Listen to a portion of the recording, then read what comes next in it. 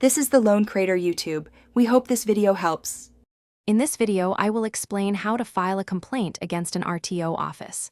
First, understand the nature of your grievance, determining if it relates to vehicle registration, licensing, or official conduct. Clearly identify the specific issue and the RTO branch involved, noting any relevant dates or interactions. This initial assessment helps you formulate a precise and effective complaint. A clear understanding of the problem is your foundation for moving forward. Collecting strong evidence is crucial for a successful complaint.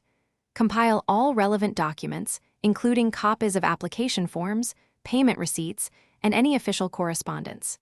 If applicable, gather photographic or video evidence, such as long queues or damaged vehicles. Make sure to note specific dates, times, and the names of any RTO staff members involved in the incident. Well-organized evidence significantly strengthens your position and helps validate your claims. To lodge a formal complaint, you generally have two main options: online submission through government websites or direct submission at the RTO office. If you choose to write a letter, ensure it is clear, concise, and states your grievance directly, attaching all your supporting evidence. Always include your full name, address, and phone number for contact. If submitting in person, always request a dated acknowledgement receipt for your records as proof of submission. Once you have submitted your complaint, you should receive a unique reference number. Keep this number safe.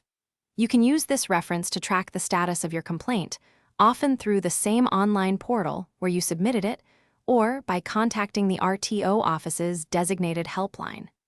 Typically, RTOs aim to provide a preliminary response or update within 7 to 15 business days. Regularly checking the status ensures you are aware of any progress or requests for further information.